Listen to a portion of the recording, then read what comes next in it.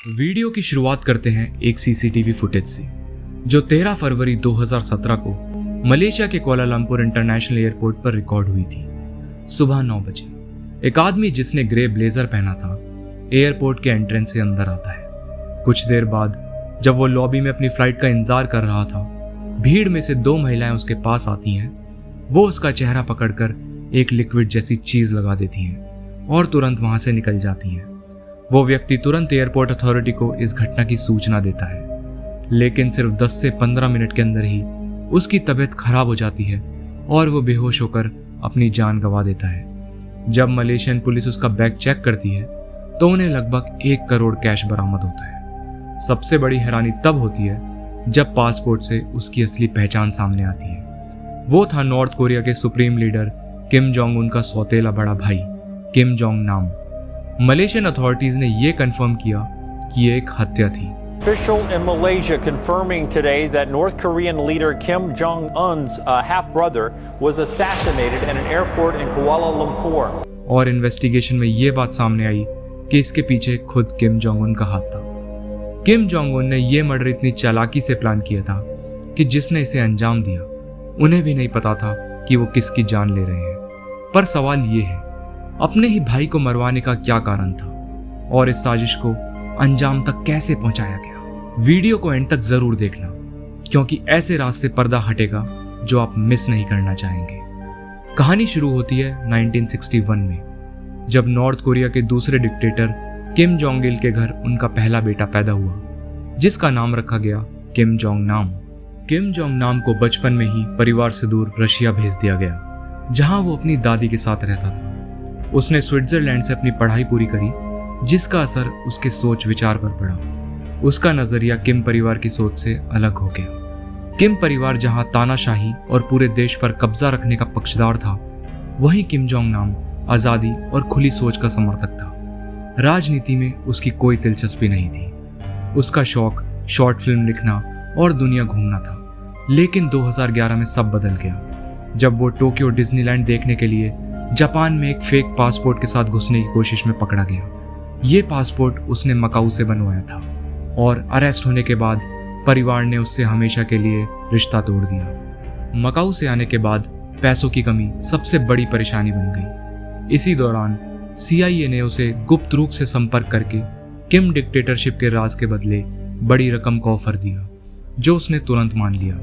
इसके बाद उसका आर्थिक संघर्ष कम हुआ और कभी कभी वो दुनिया के अलग अलग देशों में CIA एजेंट से मिलता रहा। सब ठीक चल रहा था। तब 2011 में किम जोंग इल की मौत हुई और किम जोंग उन सत्ता पर आ गया। किम जोंग उन के सत्ता में आते ही वो अपने पिता से भी ज्यादा कठोर हो गया।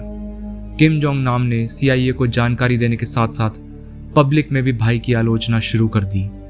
जापान के एक पत्रकार को ईमेल में उसने किम जोंग उन को दुनिया के लिए मजाक और शर्मिंदगी बताया। इस बात से गुस्से में आकर किम जोंग उन ने अपने ही भाई की हत्या का प्लान बनाया। उसने नॉर्थ कोरिया के 4 असैसिन चुने, जिनका मिशन था हत्या को इस तरह अंजाम देना कि कोई भी उन्हें पकड़ ना सके। इन चारों का काम था किम जोंग नाम की हर हरकत पे नजर रखना, और इसी दौरान इन्हें यह पता चला कि वो अमेरिका के लिए इन्फॉर्मर बन चुका है और जल्द ही मलेशिया जाने वाला है। ये खबर मिलते ही किम जोंग उन ने अपने चारों हिटमैन को मलेशिया भेज दिया। वहां पहुंचकर उन्होंने 2 जवान लड़कियों सिटी आयसिया और डॉन थी होंग को हायर किया। सबसे बड़ी बात यह थी कि इन दोनों को बिल्कुल अंदाजा नहीं था कि उनका इस्तेमाल एक हत्या के लिए हो रहा है। असल में उन चारों ने लड़कियों के सामने अपनी पहचान एक फिल्म डायरेक्टर के रूप में दी थी। उन्होंने बताया कि ये एक प्रैंक शो की शूटिंग का हिस्सा है और इसमें कुछ लोगों पर हल्का सा प्रैंक किया जाएगा। इसी कहानी के साथ उन्होंने सिटी आयसिया और डाउन थी होंग को अपने जाल में फंसा लिया। उन्हें समझाया गया कि प्रैंक के दौरान उनके हाथों में बेबी ऑयल दिया जाएगा, जिसे उन्हें रैंडम आदमी के चेहरे पे लगाना होगा। हर प्रैंक के बदले उन्हें $100 का पेमेंट मिलेगा। शूटिंग शुरू होने से पहले उन्हें लोकल इलाकों में ले जाकर लोगों पर प्रैंक प्रैक्टिस करवाया गया। वे पीछे से जाकर लोगों के चेहरे पर बेबी ऑयल लगाती थी और तुरंत वहां से चली जाती थी। काम के बाद उन्हें तुरंत पेमेंट मिल जाती थी। ये प्रोसेस लगभग 3-4 दिन तक चलता रहा। असल में ये सब एक रिहर्सल थी। ताकि असली ऑपरेशंस के वक्त कोई भी गलती ना हो। दिन था 13 फरवरी 2017, वही दिन जब किम जोंग नाम की CIA एजेंट से मुलाकात के बाद मकाऊ वापस जाने की योजना थी। सुबह 9 बजे जैसे ही वो कुआलालंपुर इंटरनेशनल एयरपोर्ट में आया, दूर से 4 हिटमैन ने सिटी एहस्या और डाउन थी को उसका चेहरा पहचानने का सिग्नल दिया। उन्हें वही पुराना काम करने को कहा गया, चेहरे पर वो लिक्विड लगाना, पर इस बार कोई बेबी ऑयल नहीं बल्कि एक खतरनाक जहर था। दोनों लड़कियां इस बात से पूरी तरह अनजान थी। आगे जो हुआ वो तुम वीडियो की शुरुआत में देख ही चुके हो। इसके बाद जैसे उन्हें पहले बताया गया था, दोनों लड़कियां तुरंत वॉशरूम गई, हाथ धोए, फिर एक पहले से तैयार टैक्सी में बैठकर एयरपोर्ट से निकल गई। सिटी और डोआन को अब तक जरा भी एहसास नहीं था कि उन्होंने क्या किया है, और इस लास्ट क्लाइंट के लिए उन्हें $200 मिले थे। शायद अगर उनके मन में कोई शक आया भी होगा तो एक्स्ट्रा पैसे ने उसे दबा दिया। पर असली झटका लगा 14 फरवरी की सुबह, जब मलेशियन पुलिस उनके घर पहुंची। CCTV फुटेज की मदद से पुलिस ने उन दोनों की पहचान कर ली थी। वहीं पर उन्हें पता चला कि जिसके साथ उन्होंने प्रैंक किया था उसकी मौत जहर की वजह से हो गई है, और वो आम शख्स नहीं था बल्कि नॉर्थ कोरिया के supreme leader Kim Jong Un का बड़ा भाई था, किम जोंग नाम। जब तक उन्हें अपनी गलती का एहसास हुआ तब तक वे एक बड़ी साजिश में फंस चुकी थी। मलेशियन सरकार ने दोनों को डेथ सेंटेंस देने का फैसला सुना दिया। दिन के उजाले में लोगों से भरे एयरपोर्ट में इस तरह पब्लिक असैसिनेशन ना सिर्फ आम नागरिकों बल्कि सरकार के लिए भी हिला देने वाला था। जब पुलिस ने इंटेरोगेशन किया, दोनों लड़कियों ने डिटेल में बताया कि कैसे 4 लोगों ने उन्हें प्रैंक वीडियो के नाम पे फंसा लिया। पहले तो पुलिस को उनकी कहानी पर यकीन नहीं हुआ, लेकिन जब इन्वेस्टिगेशन आगे बढ़ी और एयरपोर्ट की दूसरी CCTV फुटेज देखी गई तो वहां वाकई 4 अजनबी लोग नजर आए जो लगातार उन दोनों को इंस्ट्रक्शंस दे रहे थे।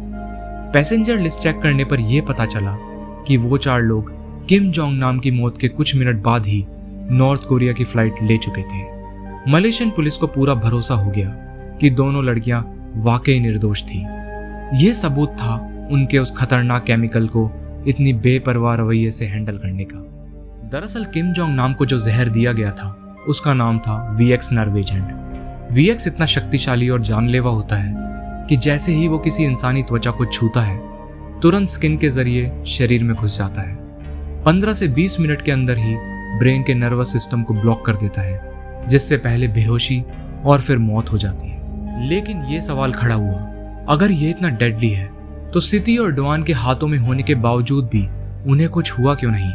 CCTV फुटेज में दोनों लड़कियां इस जहर को ऐसे संभाल रही थी जैसे ये कोई आम लिक्विड हो, जैसे उन्हें बिल्कुल अंदाजा ही न हो कि ये एक मौत का हथियार है। इससे साफ हो गया कि वो दोनों अनजाने में एक खतरनाक मर्डर ऑपरेशन का हिस्सा बन गई थी। जब पुलिस ने उनका पिछला रिकॉर्ड देखा तो उनके खिलाफ कुछ भी ऐसा नहीं मिला जो उन्हें दोषी साबित करे।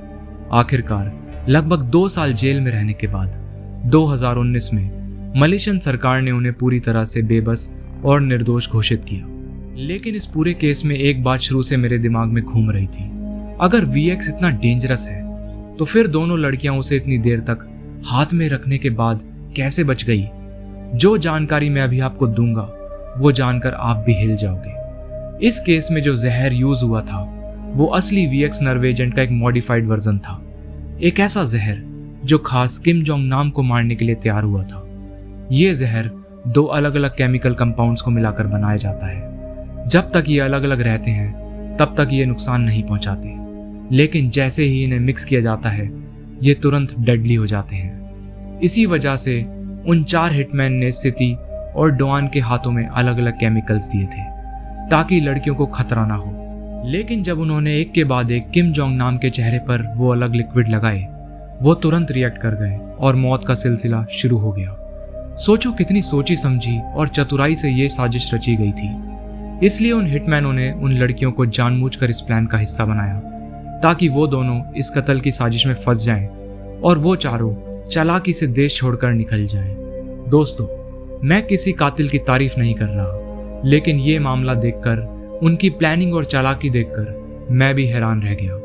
अगर आपको नॉर्थ कोरिया के अजीब और गरीब रूल्स के बारे में और जानना है तो डिस्क्रिप्शन में हमारी नॉर्थ कोरिया के ऊपर बनी हुई वीडियो चेकआउट जरूर करें। तो दोस्तों, अब आते हैं मेन वीडियो पर। यही कारण था कि CIA के एजेंट्स को भी समझने में वक्त लग गया कि उन्होंने किन लोगों से पंगा लिया है। तो चलिए आज का वीडियो यहीं समाप्त करते हैं। अगर आपको ये मिस्ट्री पसंद आई तो इसे लाइक जरूर कीजिए और सब्सक्राइब करना बिल्कुल ना भूलें। बने रहिए मिक्स टीवी के साथ ऐसे ही मिस्टीरियस वीडियो के लिए। Thank you so much.